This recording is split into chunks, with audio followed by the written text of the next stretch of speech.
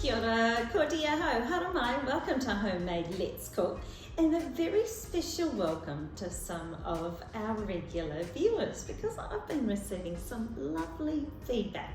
So thank you very much for that. I'm really pleased that you're watching. We're making chocolate slice today. I've forgotten that I need a spoon, so I better grab one of those. All right, so this is a melt and mix chocolate slice. Really easy, it's not going to take that long to prepare. So I've melted 125 grams of butter, and I'm using actual butter today. And into that, first of all, I'm going to put my brown sugar. Now I've got 3/4 of a cup of brown sugar, and that's going straight in. And it doesn't matter if you've had some lumps in your brown sugar, often happens when it's in the cupboard for a little while. But in this case, it's actually just going to just soften away in that melted butter. Straight into that, some trusty vanilla, a good dash of that, maybe at least half a teaspoon. Just give that a little bit of a stir, and into that I'm putting a whisked egg, and that will be all our wheat ingredients.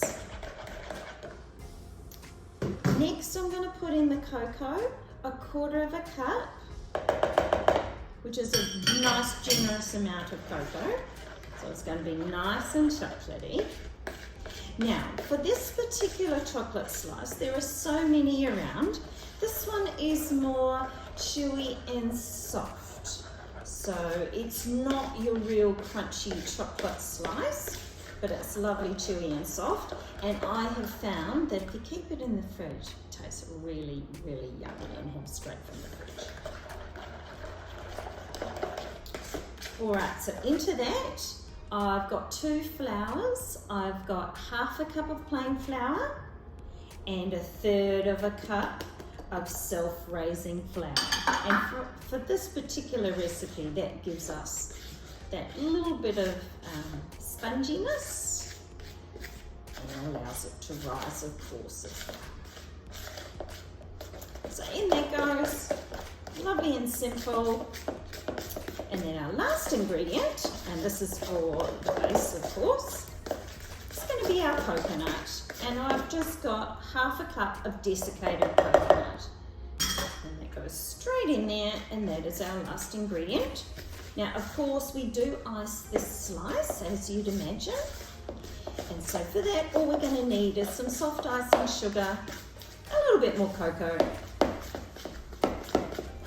some butter and some hot water, and I'm actually going to prepare that while this is cooking. So probably about a cup of icing sugar, at least a tablespoon of cocoa, about 30 grams of butter, and then the hot water to suit.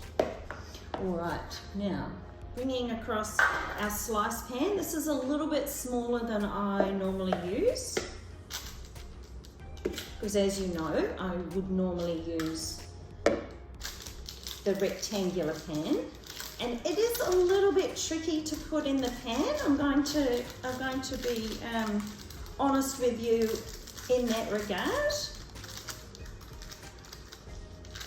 So just push it round as best you can with the spoon.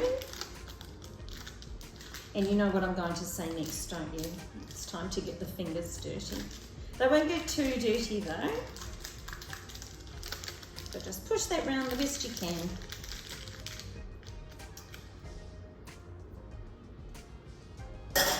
And then just press that into the corners. Now the consistency of this is such that it will soften down really nicely and hold in the pan.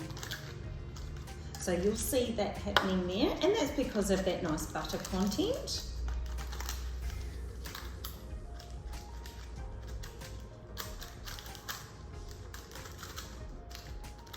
All right, so in the oven, probably 15 to 20 minutes on about moderate. Just keep an eye on it.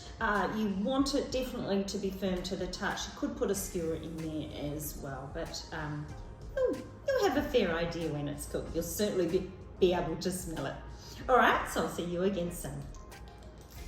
And here we are out of the oven. I'm going to leave it to cool in the pan for at least a couple of minutes and then lift it out onto a cooling rack. And as I said, in the meantime, while it was baking, I have made my icing, and we will be back to ice that very shortly. When the slices cool down, ice it with a generous amount of chocolate icing. And you could also top it with some additional coconut if you wish, which you would traditionally see too. Or just make some nice patterns in the top of your icing. And then the only decision you have to make is how you're going to cut it up. Are you going to cut it into squares, bars, or triangles? Anything goes. I'm just going to put some little wispy bits on the top of mine. And I'm going to pop it in the fridge before I cut it up. And we'll show you the final products.